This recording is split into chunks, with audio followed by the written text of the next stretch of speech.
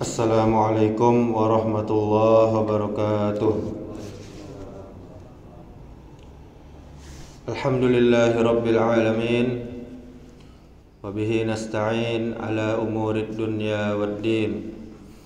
Ashhadu an la ilaha illallah wahdahu la syarikalah. Wa ashhadu anna Muhammadan abduhu wa rasuluh. Allahumma salli wa sallim wa barik ala Muhammadin wa ala alihi wa ashabihi ajma'in.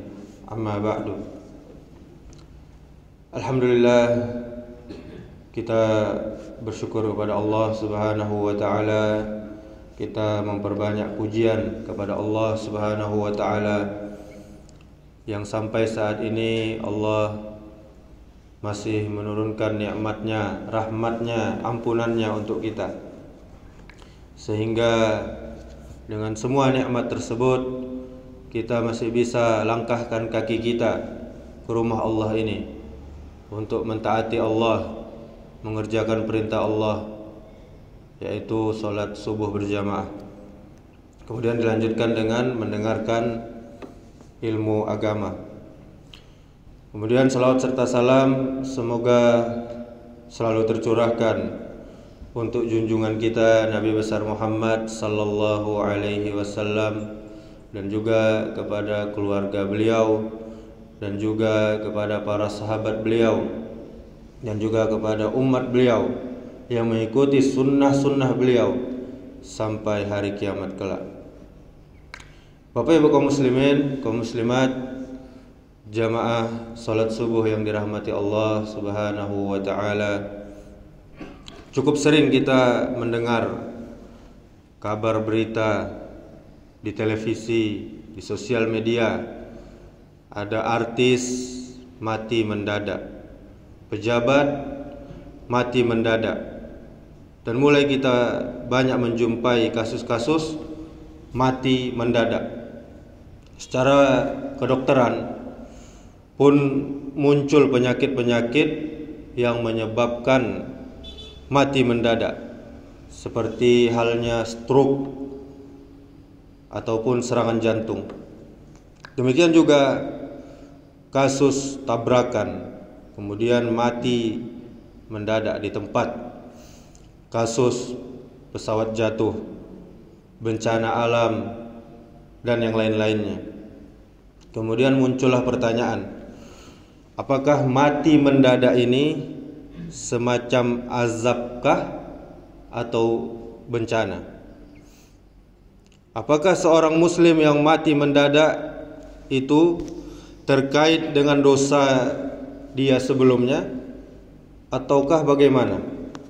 Jawabannya adalah sebagaimana dalam hadis yang akan kita bacakan berikut ini.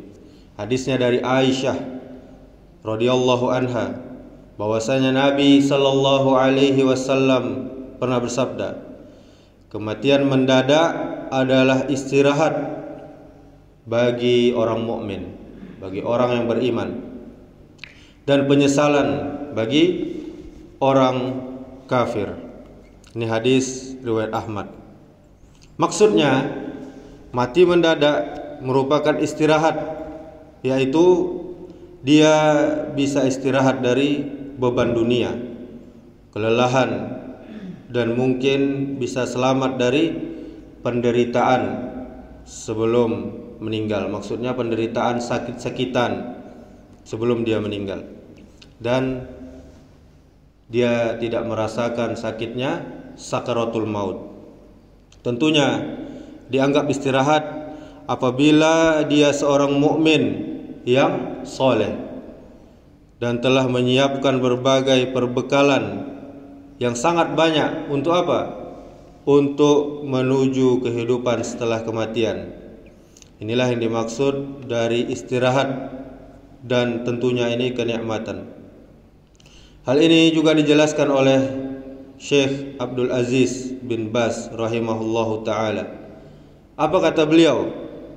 Pada sebagian hadis terdapat dalil mengenai kematian mendadak yang akan banyak nantinya pada zaman-zaman berikutnya, pada akhir zaman, dan juga yaitu penyesalan bagi orang fajir. Orang fajir ini orang yang gampang saja melakukan dosa-dosa, yaitu dosa-dosa besar lagi. Dan mati mendadak merupakan istirahat bagi orang mukmin. Terkadang seorang mukmin tertimpa dengan kematian mendadak seketika. Ini adalah bentuk istirahat dan juga bentuk nikmat dari Allah Subhanahu wa ta'ala. Akan tetapi tentu saja dia sudah menyiapkan amal soleh dan dia istiqomah, konsisten di atas amal soleh itu, dan dia bersiap-siap untuk hadapi kematiannya, dan dia bersungguh-sungguh di dalam kebaikan. Kemudian dia meninggal dalam keadaan baik, dia meninggal dalam melakukan amal soleh, maka dia istirahat dari beban dunia, dari lelahnya dunia, dan dari penderitaan sakaratul maut. Terkadang juga mati mendadak menimpa orang-orang fajir, maka ini menjadi penyesalan baginya. Dia meninggal mendadak dalam keadaan buruk, melakukan maksiat, melakukan dosa. Yang terpenting bukanlah mati mendadak ataupun tidak, tetapi apa yang kita siapkan untuk kehidupan setelah kematian tersebut, untuk alam barzakh kita, untuk menghadapi pertanyaan malaikat mungkar dan nakir. Apa bekal kita? Apa bekal yang telah kita siapkan untuk kehidupan akhirat nanti? Inilah ciri-ciri orang yang pintar, orang yang cerdas, yaitu dia mempersiapkan kehidupan setelah kematiannya. Nabi kita, Rasul kita sallallahu alaihi wasallam bersabda, orang yang pandai, orang yang pintar adalah orang yang mampu mengevaluasi dirinya, kemudian dia beramal, dia mencurahkan semua potensi untuk kepentingan, untuk kehidupannya setelah dia mati. Ini hadis riwayat Tirmizi. Kemudian ada seorang ulama bernama Syekh Al-Mubarakfuri. Dia jelaskan makna Al-Kayyis, yaitu orang yang pandai dan orang yang berakal. Beliau katakan Al-Kayyis yaitu orang yang berakal dan orang yang suka merenungkan, orang yang suka memikirkan pada suatu urusan, dan dia juga suka memperhatikan akibat-akibat atau hasil dari apa yang dia perbuat, hasil akhirnya. Ini dalam kitab Tuhfatul Ahwazi, Darul Kutub Al-Ilmiyah. Kemudian berkaitan dengan kematian, muncul juga pertanyaan Bapak Ibu kaum muslimin jamaah subuh yang dirahmati Allah. Apakah ruh, apakah arwah orang mati bisa merasuki orang yang hidup? Belum lama ini publik kita kembali dihebohkan oleh sebuah kasus kematian yang sebenarnya terjadi beberapa tahun yang lalu. Kasus ini kembali terangkat setelah adanya yang katanya fenomena kesurupan. Kesurupan yang mengaku sebagai arwah orang yang mati tersebut. Lalu dia ceritakan kronologi dan penyebab kematiannya. Bahkan kisahnya pun diangkat ke layar lebar, ke bioskop, yang membuat kasus ini semakin viral, terkenal di tengah masyarakat. Lantas bagaimana agama kita yang mulia ini, Islam, memandang fenomena semacam ini? Di dalam keyakinan kita, di dalam akidah kita, tentunya ruh atau arwah-arwah orang yang sudah mati tidak akan mungkin lagi kembali ke dunia ini. Ketika Allah Subhanahu wa ta'ala sudah tetapkan kematian kita, kematian seorang manusia, maka Allah akan tahan kehidupannya. Di mana? Di alam kubur, di alam barzakh, sampai hari kiamat. Sedetik pun dia tidak akan bisa kembali lagi ke dunia ini. Allah Ta'ala berfirman, hatta idza jaa ahadahumul maut qala rabbirji'un la'alli a'malu salihan fima taraktu kalla innaha kalimatun huwa qailuha wa min waraihim barzakhun ila yaumi yub'atsun. Demikianlah keadaan orang-orang kafir itu, hingga apabila datang kematian kepada seorang dari mereka, dia berkata, "Ya Rabbku, kembalikan aku ke dunia agar aku berbuat amal soleh terhadap yang telah aku tinggalkan." Kata Allah, ini kata Allah, sekali-kali tidak. Sesungguhnya itu adalah perkataan yang diucapkannya saja. Dan di hadapan mereka ada dinding, barzakh, ada dinding sampai hari kiamat, sampai hari mereka akan dibangkitkan. Ini surah Al-Mu'minun ayat 99 sampai 100. Ayat ini Bapak Ibu jamaah yang dirahmati Allah menegaskan kepada kita bahwa ruh orang mati tidak mungkin lagi kembali ke dunia ini untuk beramal, apalagi hanya sekedar untuk merasuki orang yang masih hidup dan memberikan keterangan-keterangan tertentu. Kehidupan mereka adalah dibatasi oleh suatu dinding yang tidak akan mungkin untuk dilewati kembali. Itulah yang namanya alam barzakh, alam kubur yang tidak mungkin bisa ditembus. Allah Ta'ala berfirman juga di dalam surah Ar-Rahman yang menggambarkan tentang barzakh ini. Marajal bahraini yaltaqiyan bainahuma barzakhul la yabghiyan. Dia membiarkan dua laut, yaitu air tawar dan air asin bertemu, dan di antara keduanya ada pembatas yang tidak dilampaui oleh masing-masing. Surah Ar-Rahman ayat 19 sampai 20. Hanya ada dua kemungkinan Bapak Ibu jamaah yang dirahmati Allah Subhanahu wa taala untuk fenomena kerasukan tersebut.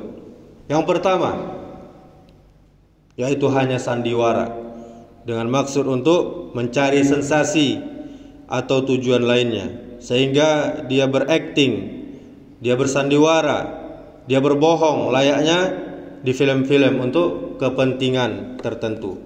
Kemungkinan yang kedua, orang itu benar-benar kerasukan, tetapi kerasukan oleh jin, lalu mengaku sebagai arwah orang yang telah mati tersebut. Dan kerasukan jin itu merupakan suatu fenomena yang real, yang tentu saja bisa terjadi kapanpun. Realita ini juga telah disyaratkan oleh Allah Subhanahu wa taala di dalam Al-Qur'an. Allazina ya'kuluna riba la yakumuna illa kama yakumul ladzi yatakhabbatuhu syaitanu minal mas zalika bi annahum qalu innamal bai'u mislur riba. Orang-orang yang memakan, orang-orang yang bertransaksi dengan riba itu tidak dapat berdiri kecuali seperti orang yang berdiri sempoyongan karena kesurupan setan. Demikian itu terjadi karena mereka berkata bahwa jual beli itu sama dengan riba. Surah Al-Baqarah ayat 275. Sedangkan benar atau tidaknya keterangan dari si jin tersebut yang telah merasuki manusia tersebut, maka tidak ada yang bisa memastikan dan mendeteksi bahwa itu benar atau salah keterangannya. Jin bisa saja jujur dan jin bisa saja bohong, sebagaimana di dalam kisah Abu Hurairah radhiyallahu anhu. Abu Hurairah pernah menangkap seorang jin, lalu jin itu memberikan keterangan dan Nabi SAW membenarkan keterangan tersebut. Setelah Abu Hurairah melaporkannya kepada Rasulullah, walaupun asalnya Bapak Ibu, jin adalah seorang pembohong, seorang pendusta. Maka dari itu kaum muslimin, kaum muslimat, jamaah subuh yang dirahmati Allah Subhanahu wa taala, hari akhirat, hari setelah kematian yang wajib kita yakini kebenarannya, wajib kita yakini Ada sebagian paham yang tidak meyakini adanya kehidupan setelah kematian, adanya siksa kubur, adanya nikmat kubur. Ada pemahaman yang seperti itu, dan kita harus berlindung darinya, kita harus menjauhinya. Dan setiap orang yang beriman kepada Allah dan kebenaran agamanya, hari itulah hari pembalasan semua amal perbuatan kita di dunia ini. Hari perhitungan yang sungguh sangat sempurna. Hari ditampakkannya semua perbuatan kita yang nampak maupun yang tersembunyi sewaktu di dunia.